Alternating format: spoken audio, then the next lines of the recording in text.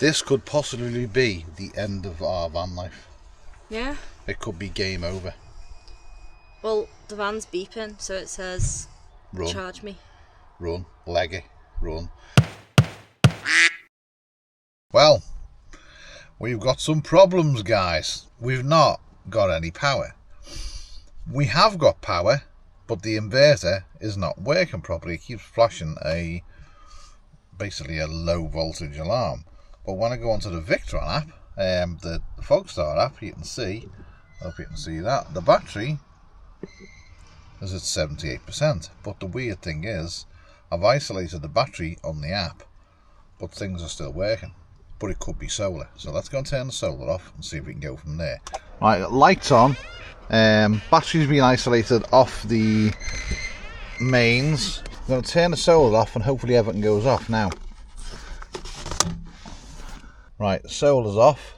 As you can see, lights are still on. Are your lights on in there? Yeah. Let's isolate the battery from the main isolating switch. So I've got the main isolating switch there now, which should turn everything off. Right, that's off. Everything on? No, light's still on.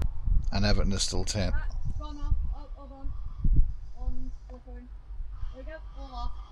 Right, now we're all off. Right, first problem we've got is I've got a new phone. When I go into any of the Victron stuff, it asks me for the PIN number. So now we've got to climb in and get all the PIN numbers of all the Victron equipment so I can go in and connect to them all via Bluetooth because I've got a new phone. Wonderful. Right, everything's out. I'm going to first of all check what voltage the battery is. So we got 13.2 volts on the battery. Time to check fuses.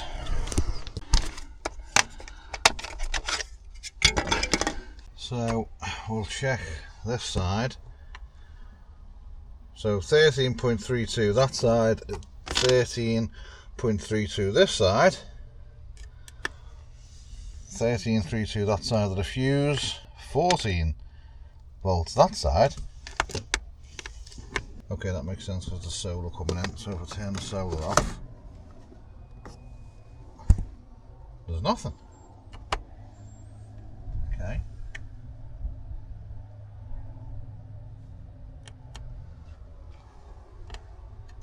Right, 13.32 on the right hand side, 8 volts on the left hand side with solar off, 13 volts one side,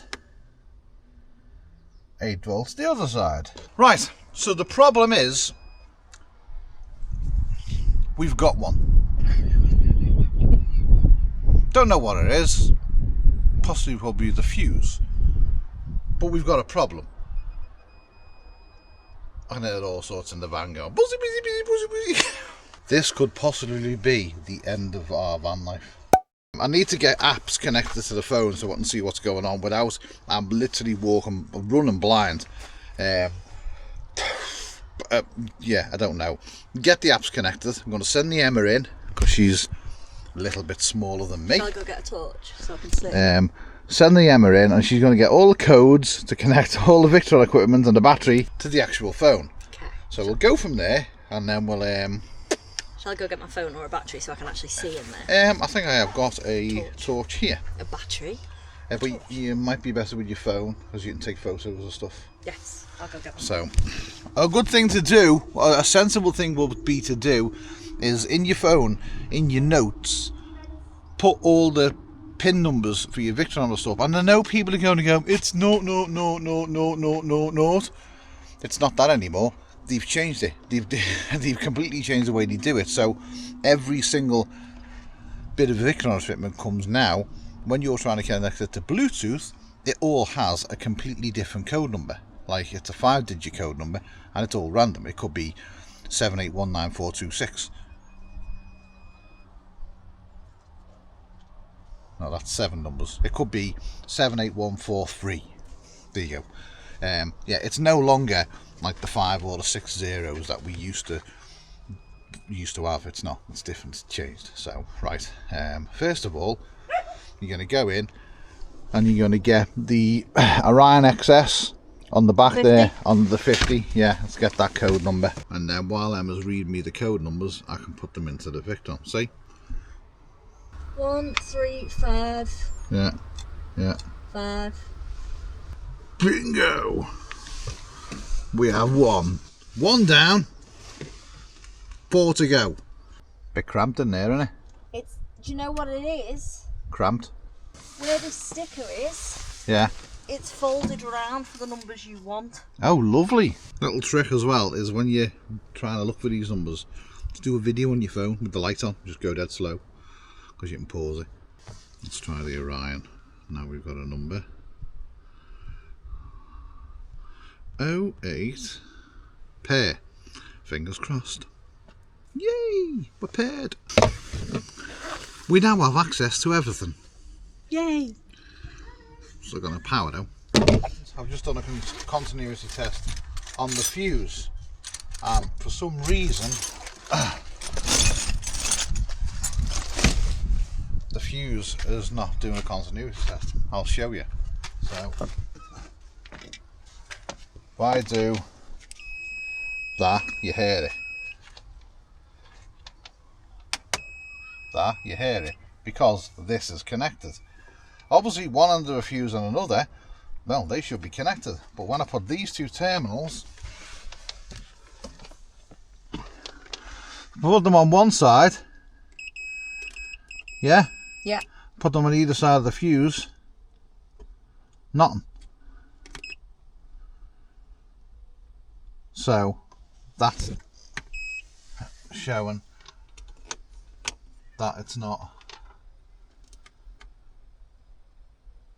on at all. That end of the cable to that end, that works.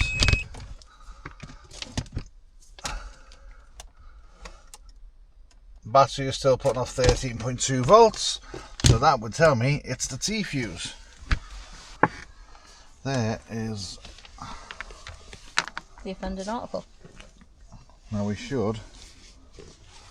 Nothing. Right, let's try the T fuse on the actual inverter. That's fine. So, looks like it's that one. Well, he's found the problem quicker than I thought he would. I thought we were going to be here till it was dark. Only other issue is, are we going to be able to get another T fuse quickly? It's a problem, but we don't know why it's a problem, because we've done nothing different, have we? No. You had the microwave and the toaster on, which isn't a massive draw. But it is a household toaster. I do only normally do one side, whereas I did two sides and the microwave at the same time. And when that first comes on, it does that power surge, doesn't it? So I don't know, maybe if that's it. Shouldn't imagine so. Right, I've done something extremely dodgy. Yes. And I will show you, because, you know, it is what it is. So, because we can't get our hands on a T-fuse right now and I haven't got a spare, I've done something... that is not recommended, and do not do it, and do not copy what he does. Basically what she said. This is not electrical advice. Never is. Right, so I've put a blade fuse in between the two of them. What's the worst that can happen? The blade fuse blows. That's the worst that can happen. It's fine for now. It is a absolute temporary fix. We'll just put that back on there. That is a complete temporary fix, but we have everything. I have checked that one there. That one is fine, which goes to the inverter. So that lid can go back on there. Right, that's fine. That's fine for now. Inverter, right. Let's see. If that blows, we've got a problem with the inverter. So let's turn it on. Right, inverter's on. Do you want to see if you can do some toast? No, do you want me to test the kettle? No, it's only 600 watts. Do some toast. Do what you've done before. I don't really want to try this toaster, to be honest with you. Right, so back indoors. Right, that's come on. Here we go. And we are just going to watch from this side and see if that blows. So far, so good.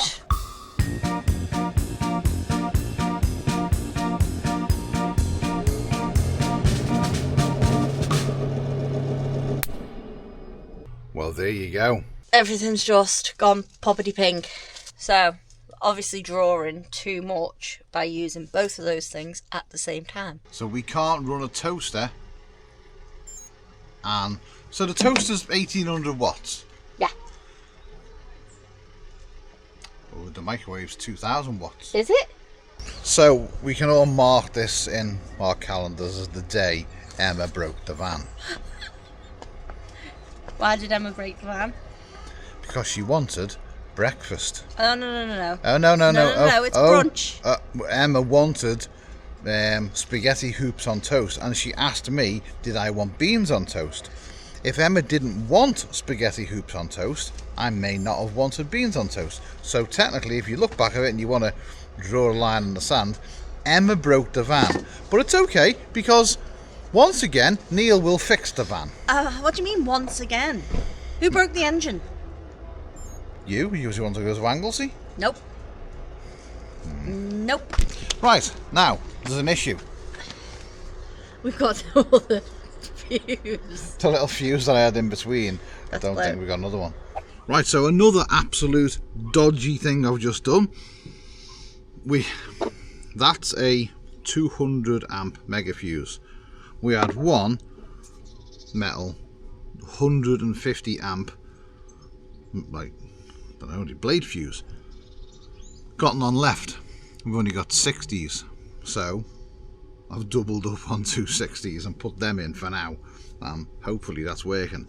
Everything's back on. We know if there's going to be a failure, it will be at the fuse end, so it's not going to be an issue. That will blow before anything. So Emma's now put the toaster on. The toaster is running, and we are now making toast, but we know the issue. So the issue was we pulled too much power off this. We have to get another T fuse, and they're not bloody cheap, but it is what it is. We know now, after 18 months, we're still learning things about the system that we installed. So anyway, we know the issue now, and we can get back to fixing it. Right, let's go and order a T fuse. Right, so it is the next day. We have ordered a fuse and we are waiting for it. It should be here today. Should be coming. So we can get rid of the bodge job that someone's done to keep us on the roads. We are about safety here as well. But while we're doing that, we are taking our little tribe somewhere. Going to see Uncle David. What was that? They're going to see Uncle David. Now, if you've been following us a while, you will know that we have had Pickle chemically castrated. Because of his age at the time, he was too young to get him done properly, because the vet told us it would give, because of his breed, it could give us issues later on with IVDD and cancer and all sorts of stuff. So not get him done too young. However, we do have 3 girl dogs. So it's now time. He's a little bit older. We know that the chemical way of doing things worked, and it did calm him down a little bit. So we know there's not going to be any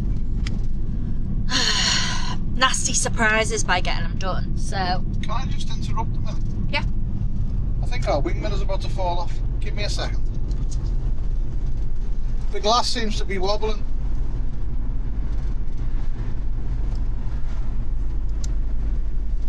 Carry on. Okay, little disaster averted there. Yep, so basically it is time for our boy to go in and lose part of himself for the health and safety of everyone, all the other puppers in the van. So we are en route to Preston to see David, who was Poppy's original surgeon who saved Poppy's life for us. So we have got a vet in Southport where we have spent the night. However, David knows our dogs, and if anyone's going to operate on our dogs, it's going to be David. So we're taking them all to see David. And we're going to record the whole situation on this. We've been sent that from DJI to test out and see what it's like. It's the Nano. So yeah, we're going to give that a whirl and see if it's any good. Well, we've arrived and we're here, the home of our new vet, Preston Vets. Now, like I was saying before, David was the one that basically operated on Poppy when she had her puppies, and we all know, if you've gone back on the videos or you've watched us from them videos, that was a little bit of a time. But yeah, there's no one better we would trust to snipping the bits off than David, so we'll go in there and see what's going on. Although they do have a bit of a fraught relationship, him and David. Yeah, Pickle and David are they're close to divorce. And like I said, we're going to be filming on this, the new Nano, so see what it's all about. The good thing I like about it, watch this, you're completely detached from the screen now. You are? And I've got a magnet under here that I can put you on, and yeah, see how it goes. Can I get out with these? Come on, boy.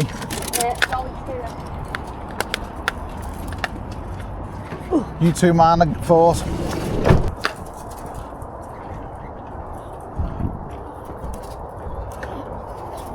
Hello. Hi, you alright? Oh, you're so small. You're like a pocket thing. It will work to his advantage because obviously the incision is going to be smaller because I don't have to push a big thing for a small thing. You missed me. You know you missed me. Your poor dad is getting his nuts tuck. Yes, you know you missed me.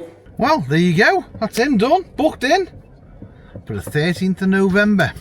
Remember, 13th of November. That's when you lose your balls. Budgie. So, yeah, he's going into the Nutcracker. And, yeah, you won't be impressed with that, but there you go. So, right. Before we head back, I'm going to get these out to the toilet. Then go back to Liverpool and see if our fuse has arrived. Yay! Fingers crossed we can fix the van that Emma broke. Oh, shut up. Well, it makes a change from you breaking it, doesn't it? Every other week you break something. Well, it's arrived. Yep. Ah, you can always rely on 12 volt Planet. No matter what, you always rely on them. Right, best go in the back and take out the rubbish that we put in before and make it safe. Also, I have, off 12 volt Planet as well, did order, and I know you're going to moan, just a normal mega fuse, or like a mega fuse sort of copy. It's just an emergency if all else fails and we're somewhere where we can't get a T fuse or something ever happens like that again. It's just so we don't have to go botching a job. We can just throw that in for now. Comes with 3 fuses, 2 250s and 1 100. Yeah, I know they're not the greatest, I know they're not the best. And we're spending the night in Southport. It is absolutely chocker here. Look at that. But look at that sky over there. It'd be beautiful coming down here. So, right, let's get this fuse in and go from there. Only problem is, it's under there. So, need to get all this out. Right, first of all, turn the solar off. That's that done.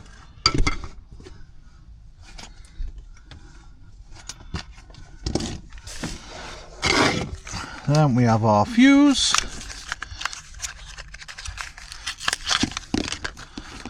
Undo that, well, turn that off first, undo them, swap it over, and we're done. Power off. Right, power back on.